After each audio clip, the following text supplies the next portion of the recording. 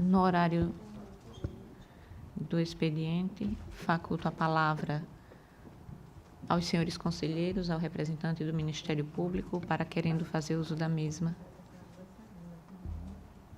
Não havendo quem queira fazer uso da palavra neste momento, passamos à ordem do dia para relatar, conselheiro Otávio. Senhora Presidente, senhores conselheiros, senhor representante do Ministério Público. Presidente, antes de eu começar a relatar, eu queria... teve uma das sessões, Vossa Excelência não estava presente, e nós temos uma demanda que está com relação aos contratos de advocacia, que não existe ainda um entendimento formado e falta a gente ter um consenso. E a gente está, a sugestão, e eu queria colocar para Vossa Excelência a possibilidade, entendo eu, que se a gente ter uma reunião na presidência com relação da gente fechar o entendimento com relação ao assunto, né?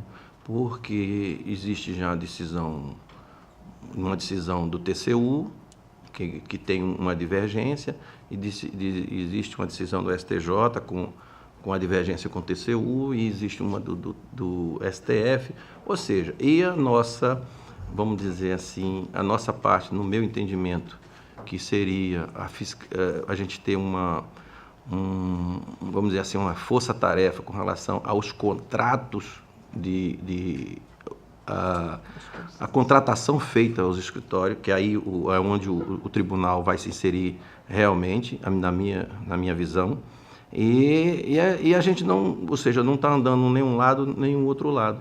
Era essa sugestão, é o meu entendimento, queria ouvir os colegas, mas eu entendo que se a gente fechar um entendimento único, a gente pode despachar, resolver isso tudo plenário, todos os processos de uma vez só, e ver o caminho que nós vamos tomar com relação à nossa, vamos dizer, atribuição direta, né? Já que existe decisões da Suprema Corte do país. Era isso que eu queria colocar, se alguém quiser fazer uma colocação pertinente, mas a proposta era da gente ter essa conversa anterior, para que a gente não fique aqui, vamos dizer assim, cada um com entendimento, e a gente não chegue mais fácil uma coisa, um consenso. É isso, conselheiro. Então, palavra, conselheiro Marcelo. Com respeito a quem pense diferente, mas eu não vejo coisa mais absurda de nós discutirmos questões processuais às portas fechadas no gabinete, seja no gabinete de conselheiro, seja no gabinete da presidência. São processos. Se cada um tem o seu entendimento, que seja colocado aqui e se discute, se decida. Isso é um absurdo. Me desculpe, mas é um absurdo. Isso não enaltece nada a nossa imagem. São processos que estão aí há não sei quanto tempo. Eu mesmo estava pautado, acho que 8 ou 9 representações para a sessão de terça-feira, que não aconteceu, está repautado para a próxima sessão de terça-feira. É complicado. Tenho, inclusive, fui representado aqui no tribunal, na corregedoria. Eu penso até um pouco diferente. Como eu acho que eu garanti, pelo menos temporariamente, o erário municipal com minha monocrática, para que não se gaste o dinheiro, eu não posso ceder ao interesse de escritórios para que a situação fique aí parada. Isso é decisão nossa, decisão do tribunal, que a rigor na prática não se sabe se estamos aqui parados e os recursos sendo gastos. E a gente correndo atrás. Vai se ressarcir o erário quando? Se é que estão obedecendo às decisões dessa corte. É algo complicado. Toda vez que vê um processo a pleno, a nossa convergência ou não, a seara adequada é este plenário aqui, é processo de plenário. Eu acho a ideia extremamente, conselheiro, entenda o que o senhor está falando, é o meu jeito de falar, não é nada contra Vossa Excelência, mas eu acho a ideia extremamente oposta àquilo que o tribunal deve fazer, ao nosso mistério constitucional. E eu não vou nem falar nós, porque pode ofender alguém, mas falo por mim mesmo, que entrei no tribunal em 2011, herdei um passivo processual gigantesco. Estou até um pouco feliz, que vou até publicar na rede social, de um relatório. No meu gabinete, acredito, depois vai isso com mais calma, mas com certeza, em 2017, eu consegui dar mais vazão para os processos do meu gabinete do que aqueles que entraram. Então, o meu passivo diminuiu um pouco, eu já fico feliz por isso. É o que a gente tem que pensar, as coisas acontecendo, outras instituições que têm as mesmas informações que nós temos e até mais, às vezes ocupando o espaço do próprio titular técnico, vamos dizer assim, do controle externo. Se a questão é processual, cada um traga a sua ideia. Se tiver 6 ideias diferentes, vamos equacionar, mas vamos fazer aqui publicamente no plenário. Ainda mais que as citas envolvidas são, dizer assim, assustadoras. E aqui chama atenção, ainda mais num período eleitoral. Obrigado, senhor presidente. Pode falar. Com a palavra, doutor Enio. Senhor presidente, o Ministério Público também compartilha das preocupações colocadas pelo conselheiro Otávio e também, de certa forma, pelo conselheiro Anselmo, quanto à necessidade do tribunal ter um posicionamento mais efetivo quanto à aplicação dos recursos do Fundeb. Realmente, como o conselheiro Anselmo colocou, é uma questão que está já posta em processos, são processos de competência do plenário. Então, eu acho importante realmente que essa discussão se dê no plenário com os entendimentos que sejam trazidos por cada conselheiro, né, pelo Ministério Público, que vai também expor as suas razões, as próprias partes interessadas que poderão vir também ao plenário para defender o seu ponto de vista, os próprios escritórios de advocacia, os prefeitos eventualmente. Agora, eu acho que o que poderia tornar essa medida mais efetiva seria o tribunal fazer um levantamento até cada relatoria, um levantamento desses processos que estão em tramitação no tribunal, para que seja feita uma pauta temática, que todos tragam esses processos numa mesma sessão e, se possível, com a presença da composição plena do tribunal hoje, né, que é dos 6 conselheiros e mais o conselheiro que atua em substituição, para que haja uma uniformidade do entendimento. Acho que, tendo essa composição plenária completa, o encaminhamento por maioria ou por unanimidade, aí vai depender das discussões e do convencimento de cada um aqui no plenário, mas que o tribunal ele siga num rumo só, para que não hajam decisões divergentes em um sentido, como a gente já teve em algumas situações, a mesma representação ter sido arquivada, com o mesmo teor de outra que foi admitido o processamento da representação. Então, acho que seria importante haver a reunião, o levantamento desses processos que estão nos gabinetes, até mesmo na diretoria. Eu acredito que no Ministério Público de Contas, hoje não tem mais processos de representação do Fundef, o que tinha lá, ou nós demos os pareceres, ou entramos com as representações, mas também podemos fazer esse levantamento lá para que seja feita essa pauta temática e trazido todos esses processos numa mesma oportunidade e, de preferência, com a composição total do tribunal, completa do tribunal. Com a palavra, conselheiro Otávio. Olha, para ficar bem claro, em nenhum momento, desde que eu estou aqui, eu propus alguma coisa, reunião secreta. Essa palavra não existe. O que a palavra até pode ter sido a colocação minha com relação à reunião é no sentido de ter um consenso, presidente. Ter um consenso para que a gente possa não acontecer o que está acontecendo. Uma decisão e outra decisão. Onde é um entendimento meu que o tribunal ele vai trabalhar efetivamente nos contratos. Por quê? Porque a decisão com relação da resolução, que ela tem que ser usada só na educação, isso já está feito pela Suprema Corte. Então, isso não tem que discutir, na minha visão, discutir nada sobre isso. Tem que todo mundo estar de acordo com relação a isso, porque o Judiciário já decidiu, a Suprema Corte. A minha, vamos dizer assim, ainda não ter certeza desse contexto, é exatamente porque tem contratos e contratos. Cada contrato foi feito de uma forma. E aí, o consenso e esse bloco de processos que tem aqui em cada relator, era no sentido de a gente criar um consenso com relação às contratações em si, porque, na minha visão, é onde nos afeta, entre o município e aquele escritório. É isso que está sendo colocado apenas. O que eu estou pedindo a Vossa Excelência é nesse sentido de sermos objetivo e prático, onde a gente vai vamos dizer assim, atuar definitivamente. Porque na hora que chegar esse consenso, o outro já está feito, o judiciário já decidiu, não tem mais o que decidir.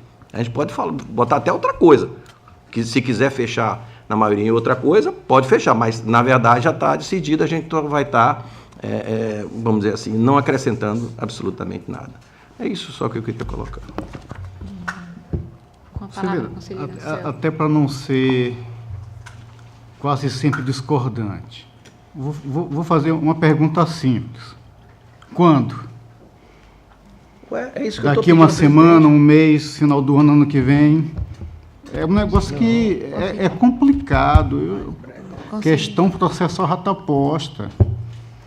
Eu acho que a gente fica esperando, aqui com todo respeito à ideia do doutor Enio, preferencialmente com o pleno completo.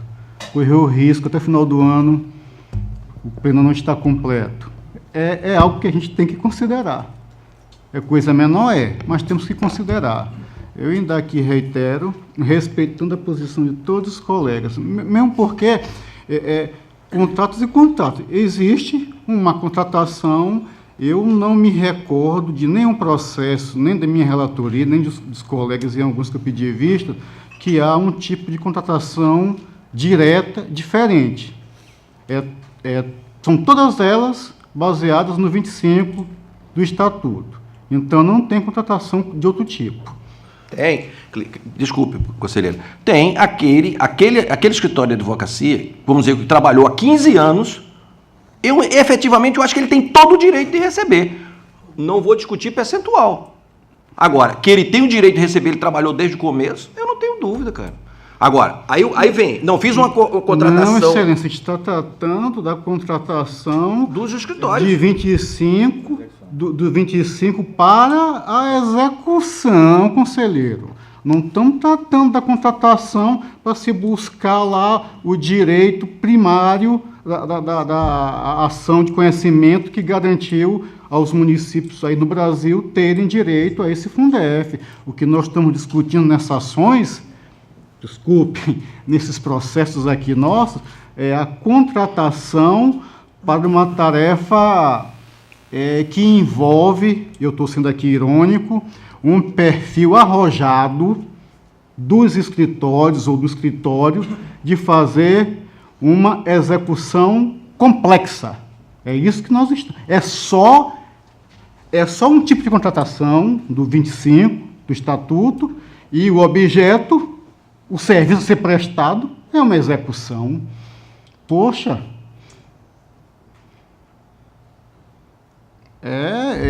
Eu com todo respeito e entendimento, mas eu aqui tenho dificuldade de ver essa diferença. Não há. Foram todos contratados de forma inexigível o procedimento licitatório para se fazer uma execução de uma sentença de um julgado aí posto.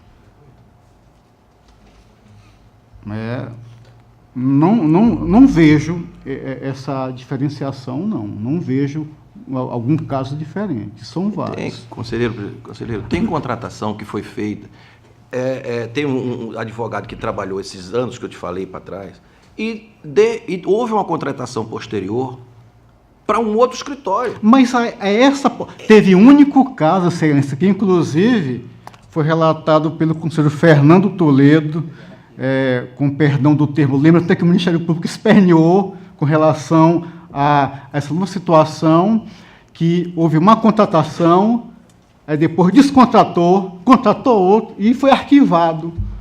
Eu fico com dificuldade de fazer uma crítica, mesmo que o processo já acabou. né? Mas é algo que, para mim, ainda hoje parece estranho, Mas fora esse caso, conselheiro, todos os outros é só da contratação de escritório para execução por inexigibilidade. Somente. Não há um único diferente. A diferença é município, gestor e talvez, não sei se o mesmo escritório, mas a maioria deles, um único escritório. Salvo engano, existem algumas situações que o escritório foi contratado pelo município para fazer a ação de conhecimento. Aquela que foi fora da AMA. As que foram fora da AMA. Alguns casos. Tem uns fora da AMA. Existe essa situação dos escritórios que foram contratados para ação de conhecimento, aí os processos realmente demoraram 10, 15 anos, lograram êxito e depois foram contratados para fazer a execução. Mas nesses casos específicos, eu acho que sequer houve representação. Não teve nenhuma. Os casos em que houve representação são os casos em que escritórios foram contratados para fazer a execução, que na época era uma execução até provisória, do acórdão que a AMA foi vencedora na ação e que contemplou vários municípios. Eu acho que os que são objeto de representação são apenas essa segunda situação da contratação por inelegibilidade para a execução. Mas, como tem vários processos e eles sendo trazidos aqui, claro que na análise individualizada de cada um, o relator e o próprio Ministério Público vai ver cada caso qual é a situação. Mas, realmente, tem essas situações, tem esses escritórios que foram contratados, sabe, um ou dois só que foram contratados no início e que atuaram no processo inteiro. Eu sei o que está na mão de cada relator, né? Por isso que a proposta é exatamente essa. Se a gente juntar todos, a gente vai saber o que está acontecendo com todos. Tem uma outra situação, conselheiro, que eu não quero assim cometer um equívoco, mas eu até vendo alguns processos que vim aqui na terça-feira, vi uma comunicação do juiz federal da segunda seção, subseção. Segunda vara, né? Em que ele informa que há uma rescisória, inclusive com relação à AMA, ou suspende, ou recomenda suspender as execuções daquelas que é da área de abrangência dele. Se não me falha, doutor Frederico Dantas, eu acho. Ainda tem mais isso. A AGU entrou com ação rescisória contra o título que foi conseguido pela AMA. Exatamente. E especificamente quanto a esse juízo, há uma comunicação, se não me falha a memória, até trouxe ao pleno e expus aos colegas também, citando há algum tempo já. Então isso eu acho que fortalece que nós realmente façamos isso, cada um com seu entendimento. Aqui é um órgão colegiado. Se tiver 6 votos diferentes, vamos fazendo aqui os votos médios até chegar em um denominador comum. Obrigado, senhor presidente. Ponderando as colocações trazidas a respeito da matéria, que já é de há algum tempo conflituosa, entendo que as ponderações trazidas pelo Dr. Enio, como representante do Ministério Público, elas são bastante pertinentes, no sentido de que, se nós priorizarmos o assunto em virtude da sua importância, não, obviamente, se sobrepondo a toda a importância que cada processo tem para esta corte, não, mas pelo momento e pelo conflito que se instalou, e há uma necessidade realmente de uma resposta mais, vamos colocar, premente. Depois de escutar tanto as colocações que também, sem dúvida alguma, são inteiramente pertinentes e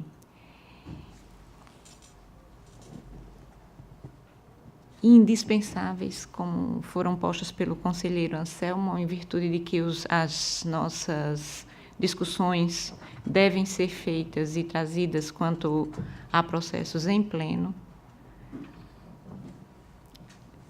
Há uma necessidade de realmente voltarmos os nossos olhos para este assunto e digo para os senhores que ponderarei e levarei com muita atenção todas as colocações postas e acredito que se houver como realmente trazer esse assunto nos termos que o doutor Enio coloca, com o compromisso de todos com relação, porque como coloca também o conselheiro Anselmo, a importância, e também nós não temos como garantir, porque depende de cada um, o pleno estar completo, enfim, todos esses detalhes. Será importante nos debruçarmos e a termos um tempo especial para este assunto, e eu digo aos senhores que o que depender desta presidência com relação ao assunto terá dela uma resposta com a maior brevidade, com relação a como deveríamos priorizar o assunto e a questão.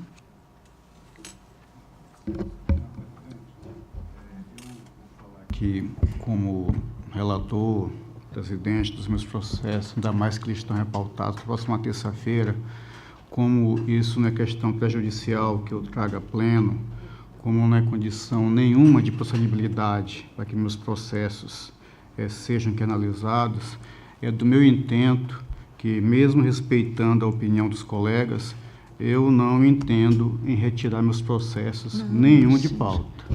Aquele conselheiro que entender diferente tem toda a possibilidade, legalmente, regimentalmente, peça vistas, faça análise, traga o voto contrário, mas eu não pretendo retirar os processos de pauta. Sim. Já adiantando, até para que depois, conselheiro, a última palavra, a conversa foi essa, você nos permaneceu calado e, no entanto, trouxe os processos. Mas estou avisando que não é que eu trouxe, eles já estão pautados, acredito, para a próxima terça-feira. E é meu intento, é a minha ideia não retirá-los de pauta, trazer para análise. Aí, estando o pleno em sua composição maior ou não, de forma que possa funcionar em sua composição mínima de 4 integrantes e mais o Ministério Público. Obrigado, senhor presidente. Conselheiro, na realidade, nós não...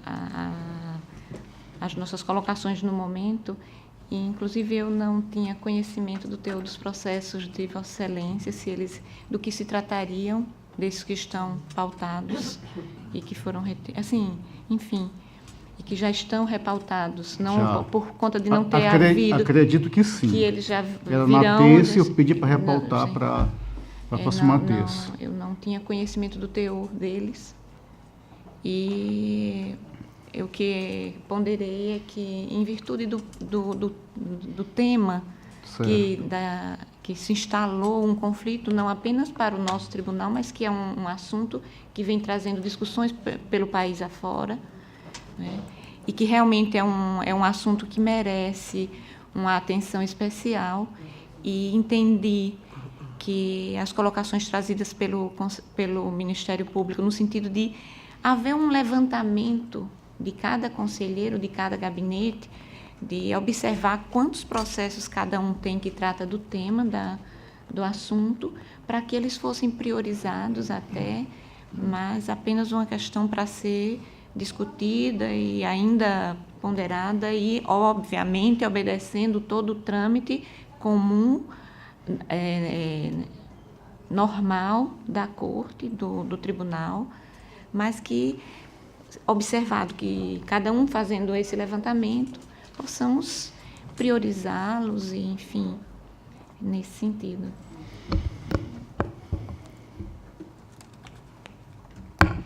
Pela ordem, então, para relatar, conselheiro Otávio.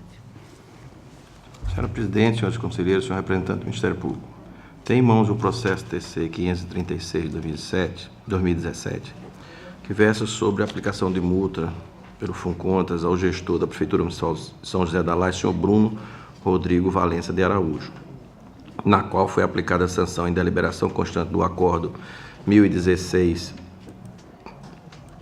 de 2017, publicado em 22/6/2017, por não enviar no prazo regulamentar a segunda remessa do SICAP, correspondente às obrigações dos meses de março e abril.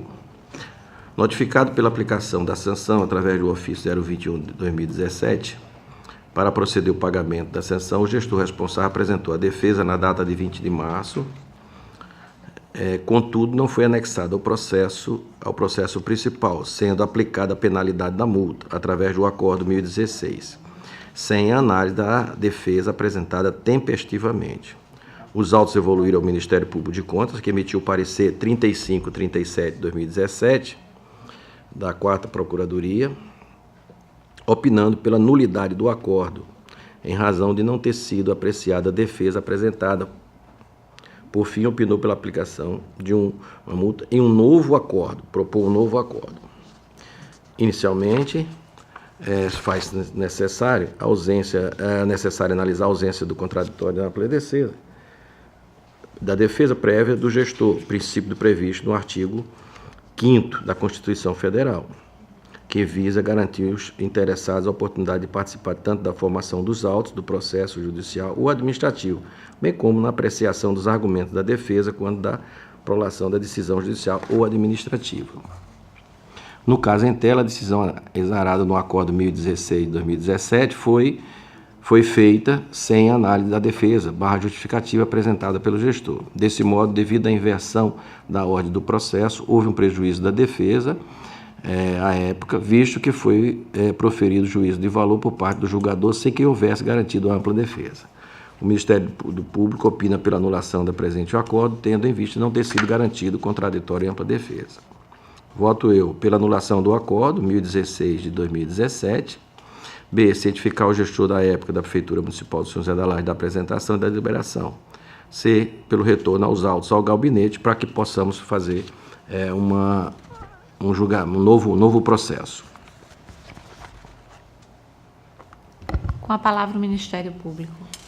Senhor Presidente, o Ministério Público ofereceu parecer nos autos, parecer 3537 de 2017, em que se posicionou pela nulidade do acordo anterior, tendo em vista que o mesmo foi proferido sem análise da defesa pelo gestor responsável. O Ministério Público ele já ingressou no mérito posteriormente, já fazendo a análise da defesa que o gestor apresentou, mas acredito que no momento o relator está apenas anulando o acordo anterior e posteriormente vai fazer a análise.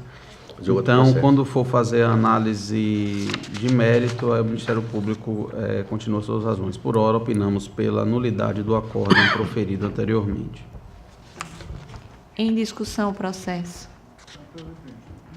Uma dúvida, a defesa do gestor, ela foi apresentada no prazo e por algum equívoco não se fez a análise? Ela entrou no prazo tempestivo, mas só chegou no gabinete posterior já a trazer o acordo para o pleno. É uma situação que a gente tem que resolver via protocolo. E se foi feito via juntada, pior ainda. Obrigado, senhor. Em votação, conselheiro Rodrigo. O relator, presidente. Conselheiro Anselmo. Acompanhe o relator, senhor presidente. Aprovado. Processo TC 6839/2014. Versos autos sobre a denúncia formulada pelo senhor Fábio Carrara, através da ouvidoria do Tribunal de Contas, a respeito do procedimento licitatório realizado pela Angesp, licitação 10.035/2013, na qual o interessado alega que a sua empresa, Carrara Comercial, teve sua proposta recusada por não atender requisitos de habilitação. Os autos evoluíram ao Ministério Público de Contas nas folhas 8 e 9, o qual emitiu um parecer 4356/2017, da terceira PC, opinando pelo não prosseguimento, em virtude de serem alegações genéricas e sem indícios de irregularidade. Tendo esse parecer do Ministério Público, eu voto pelo não conhecimento da presente denúncia nos termos do artigo 43 da Lei Orgânica deste Tribunal. E B, que seja publicada a presente deliberação no Diário Oficial para sua eficácia jurídica. Com a palavra, o Ministério Público. O Ministério Público se manifestou também nos autos, por intermédio do parecer 4356 de 2017 da Terceira Procuradoria de Contas, em que, no juízo de admissibilidade, entendeu que as alegações trazidas pelo representante são genéricas, razão pela qual não preenche os requisitos para o processamento da presente representação. Tendo em vista isso, opinamos pelo arquivamento do presente processo. Em discussão.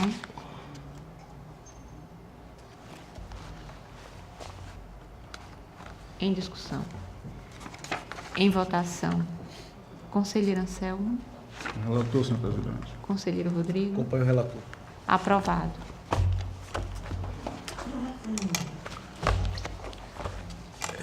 Tem, irmãos, agora 4 processos. 1, 2, 3, 4. Referente a descumprimento do calendário de aplicação conforme a legislação em vigor. É o processo 11.733 de 2016, com anexo 1207, versus auto sobre aplicação de multas do Funcontas ao ex-gestor do Serviço Autônomo de Água e Esgoto do município de Maragogi, senhor Elias Noé da Silva, pelo não envio do prazo regulamentar da prestação de conta do exercício 2015. Processo TC 7075-2015, versus auto sobre o contrato 2-2015 da Diretoria de Teatros do Estado de Alagoas de Teal e a empresa Marco Antônio de Souza, tendo como objeto a prestação de serviço de recuperação de engenharia corretiva para a realização de cimentação e reforço de 2 torres de água e da condensação, compreendendo pintura especial. Procedida a instrução do processo, os autos foram verificados a ausência de documentos referentes ao termo pactuado, sendo necessário proceder-se a diligência objetivando a remessa. O gestor também não encaminhou, estamos fazendo uma nova, aplicando a multa e fazendo uma nova solicitação. Processo 14.859. Oriundo do Funcontas, o gestor do Fundo Municipal de Previdência de Serviço Público do município de Belém, senhor Acácio Rafael de Almeida da Silva, pelo não envio no prazo regulamentado de documentos da terceira remessa do SICAP, que corresponde às obrigações de maio e junho de 2017. E o processo 13.201 de 2017, que é também oriundo do Funcontas, que é do Fundo Municipal de Saúde de Cacimbinhas, o senhor Paulo Roberto Pereira Silva, pelo não encaminhamento da primeira remessa do SICAP de 2013, que corresponde às obrigações de janeiro e fevereiro. Todos os processos aqui relatados, voto pela aplicação da multas equivalente a 100 UPFAUs, que agora até aumentou, passou para... essa 100 UPFAU representa agora R$ 2.500. B, pela ciência ao ex-gestor acima mencionado da presente deliberação, para que recolha no prazo acima fixado de 15 dias a contar do trânsito em julgado o presente acordo. Pela remessa dos autos da direção do Funcontas para ciência e cumprimento das deliberações e alertar os gestores que não pagamento da multa aplicada no prazo fixado implicará em comunicações da Procuradoria-Geral do Estado para ajuizamento das competentes ações de execução de título extrajudicial.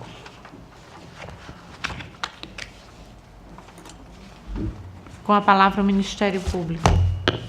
Tendo em vista que nesses processos, apesar de regularmente notificados, os gestores responsáveis não apresentaram defesa, o Ministério Público opina pela aplicação das penalidades.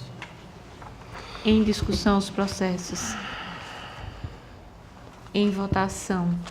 Conselheiro Anselmo. Acompanho o relator, senhor presidente. Conselheiro Rodrigo. O relator, presidente. Aprovados.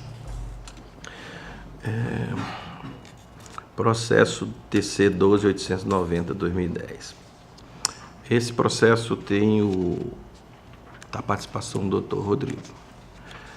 Versus auto sobre aplicação de multa oriundo do Funcontas ao ex-gestor da Câmara Municipal de Paulo Jacinto, José Fabrício Berto Faustino, por descumprimento da legislação em vigor, em especial a Resolução Normativa 2 de 2003, calendário de obrigações dos gestores públicos, pelo não envio do prazo regulamentar nos documentos abaixo descritos. nossa casa, é o relatório de gestão do terceiro quadrimestre e os balancetes de mês de fevereiro, abril, maio, junho, setembro e novembro de 2010. Em descumprimento estabelecido no artigo 2º da resolução normativa, o gestor responsável pelo envio dos documentos foi notificado em 18 de junho de 2015, conforme consta no ofício 603/2015 do FUNCONTES, datado de 27 de maio, para que no prazo de 5 dias improrrogáveis manifestasse quanto o não envio do prazo regulamentado do documento acima informado. Sua defesa foi apresentada em 11 de setembro.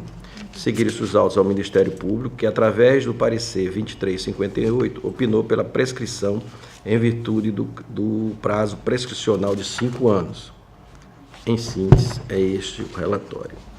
Em todos estes, eu tenho esse caso e tenho mais o processo TC 12886, que é da Câmara Municipal de Estrela de Lagoas, senhora Elza Maria da Silva. Tem o processo TC 1337 de 2013, oriundo da Prefeitura de Maceió, senhor José Cício Soares de Almeida, termo de apostilamento, e o processo TC 2775 de 2010, que é do município de Boca da Mata, de José Manhã Narte Tenório, que pelo não envio de contrato celebrado com a editora Positivo, em 17 de março de 2009, e em 8 de abril de 2010, a Procuradoria já retornou os autos organismos, na época opinou pela citação ao gestor. Em vista temporal, ainda houve notificação ao gestor. O Ministério Público também opinou pela prescrição quinquenal dos previstos artigos. Então, todos esses 4 processos, foi opinado pelo Ministério Público e acompanhando esse relator pelo arquivamento dos presentes processos de aplicação de multa, reconhecendo a prescrição por analogia da Lei 9.873 de 2009 e precedente do Supremo Tribunal Federal. B, pela ciência ao gestor da época, todos eles que foram citados, e C, da remessa dos autos a FUNCONTES para cumprimento dessas deliberações. É como entendo, presidente, é o meu voto. Com a palavra o Ministério Público. Nos 4 processos foram relatados, o Ministério Público também ofereceu parecer nos autos e em todos eles entendeu estar presente, ter havido a prescrição da pretensão punitiva por parte desse Tribunal de Contas, sendo em visto o prazo prescricional de 5 anos, entendimento que também já foi amplamente trazido aqui em outros processos e, consequentemente, opinamos pelo arquivamento dos processos. Em discussão os processos. Em votação. Conselheiro Anselmo. Senhora Presidente, neste caso eu vou divergir, que eu não vislumbrei qualquer tratamento no sentido eventual prazo interruptivo ou suspensivo dessa eventual prescrição, por entender que não se aplica esse processo de prescrição, talvez para ficar sem parâmetros se aplicaria a decadência, como numa legislação específica se aplicaria o prazo comum se fosse o caso do Código Civil, e até os normativos que usam como supedâneo para dar substrato à prescrição, eu entendo equivocados. Dada também as minhas posições, coerência dos processos, eu divirjo e voto nesse sentido, senhora Presidente. Dentre outras situações que eu até poderia me estender aqui, mas eu acho que essas são suficientes para embasar o meu voto.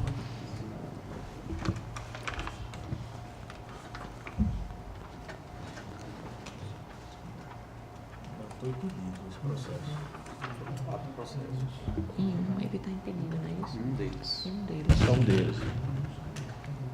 Não estava habilitado a votar, excelência. Então, conselheiro substituto doutor Alberto. Eu sou adepto à prescrição, então eu acompanho o relator. Aprovados. Senhora Presidente, eu terminei a minha pauta.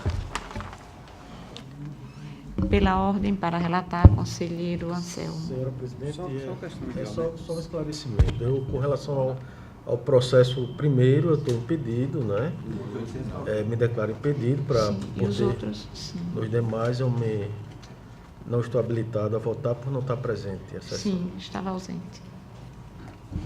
Senhor presidente, só uma presidente, o conselheiro Otávio tem um outro processo na pauta de Vossa Excelência, o processo 7075 de 2015. Foi relatado em conjunto? Acho que não. É o primeiro. Não tem representação? Realmente Eu não.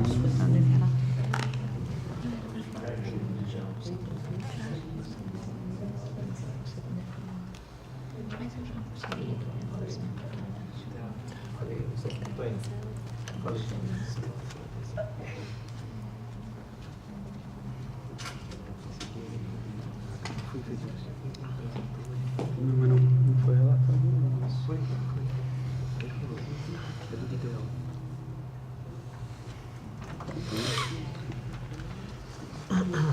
Eu não passou aqui nos meus apontamentos. Então, nesse processo, Vossa Excelência aplicando a multa porque ele foi notificado e não apresentou defesa. Ok.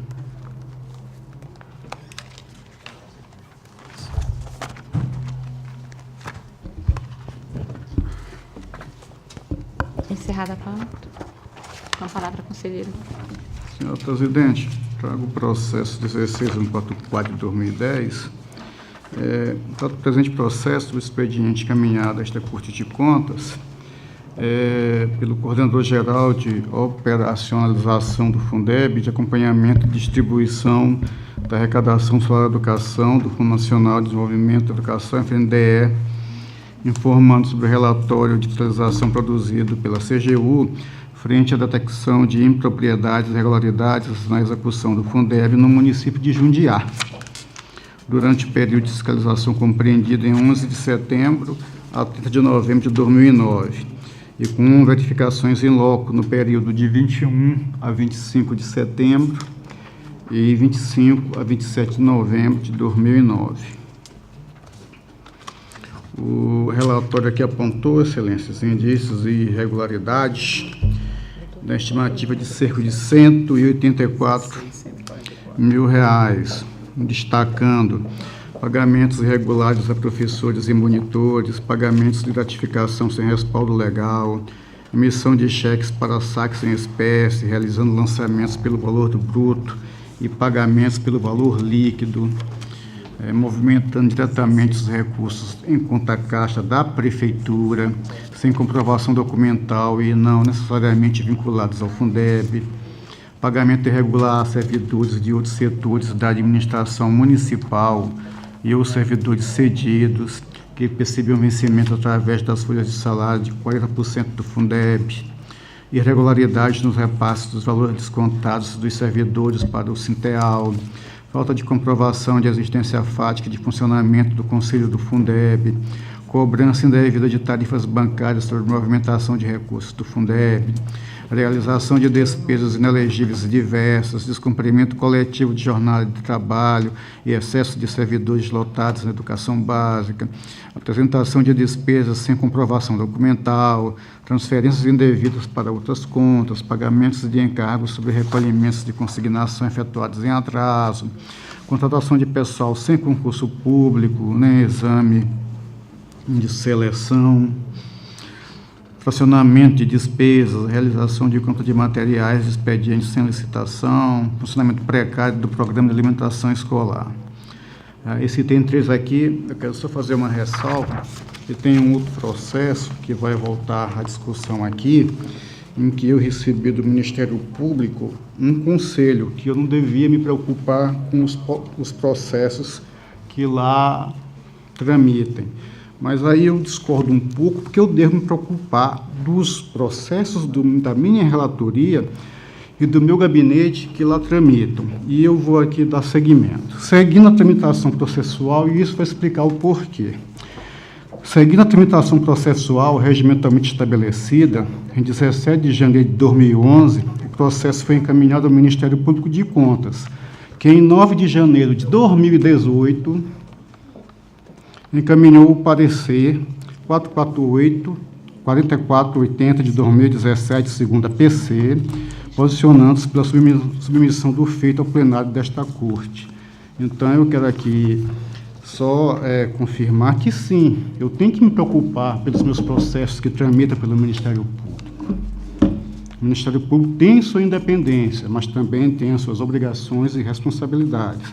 Evidentemente que nós também, e até eu me insiro nisso, estamos a dever também em fazer, estamos muito aquém ou muito atrás do que devemos fazer em questão processual. Essa é a verdade. Mas, como eu já disse aqui, em 2017, pelo menos, eu fiquei feliz do meu gabinete ter dado a vazão. Processos mais saíram do que entraram do nosso gabinete. E lembrando também, só um pequeno detalhe, até por decisão aqui nossa, o Ministério Público ele não recebe processos, pelo menos de prestação de contas e de inspeção em loco, anterior a 2010. E isso nós temos. E este é um item do passivo que eu herdei assombroso. Então, que fique registrado, porque isso também vai ser lembrado no próximo processo que vier, da qual eu vou pedir providências, tanto do órgão ministerial como da própria casa, a respeito de posicionamento do Ministério Público a respeito. Para que, no relatório, para que se pronuncie pela apuração dos fatos trazidos a conhecimento, determinando que se diligencie para verificar se os fatos oriundos de procedimento administrativo instaurado pela CGU foram objeto de julgamento promovido pelo TCU e, de forma sequencial, a identificação das matérias que, acaso, ainda estejam pendentes da referida análise.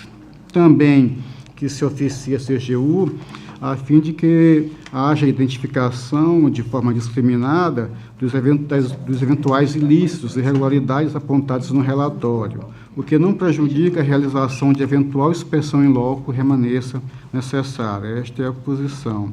Também entendendo que se oportunize o gestor, acredito que antes de tudo, que se manifeste a respeito dos fatos.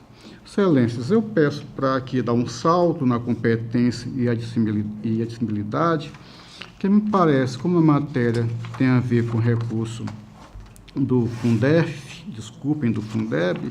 está clara a competência desta casa, pelo menos a concorrente para atuar. E a admissibilidade, o processo, ele seguiu os termos legais, não verifico nenhum vício em sua tramitação. Por derradeiro, eu trago o voto no seguinte sentido, assim, receber como representação, né, essa comunicação, citar o senhor Beroaldo Rufino da Silva, remetendo do que de necessário para que fique cientificado da situação, para que em 15 dias, querendo, apresente suas manifestações e eu encaminhe as documentações que entender convenientes, relevantes. Oficiar ao TCU para que nos informe do eventual julgamento, oficiar a CGU aqui em Lagoas para que possa nos mandar a fiscalização completa, para que também tenhamos subsídios e verifiquemos as situações possíveis de atuação direta desta Corte. Sobrestar o processo do gabinete do relator para outras medidas e publicar a presente decisão para o alcance de seus efeitos legais. Este é o meu voto, senhora presidente. Com a palavra o Ministério Público. Senhora presidente, o Ministério Público fez seu parecer nos autos, parecer 4480 de 2017, entendendo que a presente representação merece ser devidamente processada por este tribunal e que, após a devida instrução do processo, os autos retornem ao Ministério Público para manifestação final de mérito. Em discussão o processo. Segunda PC, eu acho. Em votação. Segunda PC. Conselheiro Rodrigo. Com o relator, presidente. Conselheiro Otávio. Com o relator, presidente. Aprovado. Conselheiro Otávio, eu solicito Vossa Excelência que me substitua, eu preciso me ausentar.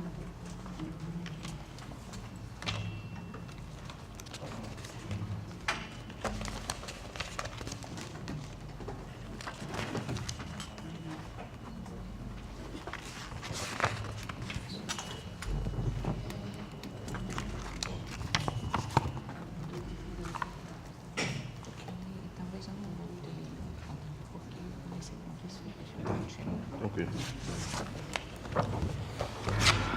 Com a palavra, conselheiro Anselmo.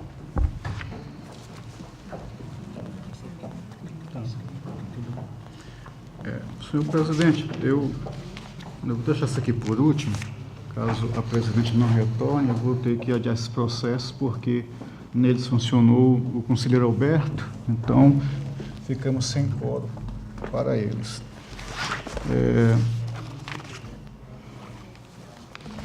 Excelência, eu trago processo 17863 de 2017.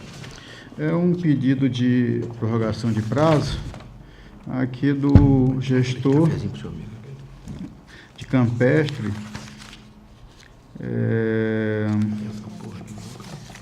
o senhor Luciano Rufino da Silva, em que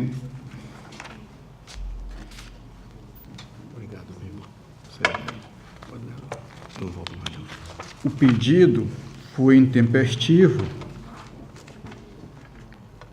em que solicita mais 15 dias para apresentar as suas manifestações e ou documentação a respeito.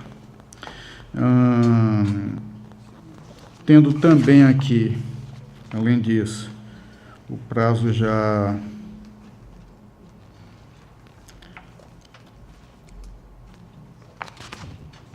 além de vencido o prazo, não tendo demonstrado nenhuma outra situação que calçasse a solicitação, nós não temos como acatá-la, e sendo assim, excelência, nós indeferimos o pleito, não acatando o pedido, face a sua intempestividade, aplicar aquela multa pedagógica, né, de 50 pifás por descumprimento de diligência da Corte, devendo o gestor, após o trânsito em julgado desta decisão, proceder ao pagamento da multa a este tribunal, no prazo de 15 dias, a crédito do fundo contas, segundo sua lei de regência, informar que ao gestor que o pagamento da multa não o desencumbe de apresentar a documentação, sob pena de reincidência, sanção pela contumácia em descumprir a determinação do tribunal e também da possibilidade do processo ser julgado no estado em que se encontrar. Não fazendo, alertado da possibilidade de encaminhamento do executivo para a execução junto à PGE, remeter ao FUNCONTRAS para que se proceda em autos apartados do sancionamento, remeter-lhe cópia desta decisão, dar publicidade. E com relação aos itens C e F, que é mantendo cópia da decisão e também informá-lo que não está desincumbido de apresentar a documentação que seja feito pelo gabinete, desafogando a presidência com a aquiescência plenária, na forma do artigo 25, inciso 2º da Lei Orgânica, 33, inciso 1º, linha D da Lei Orgânica, é tornar o processo do gabinete do relator para as medidas que fizerem necessárias, como voto. E isso foi em relação à resposta da decisão exploratada em 5 de outubro de 2017, nos autos do processo 4499 de 2008, que trata da prestação de contas do exercício de 2007. É como voto, senhor presidente. Doutor Enio. Não, ainda não. Ainda não. Senhor conselheiro relator, só um esclarecimento.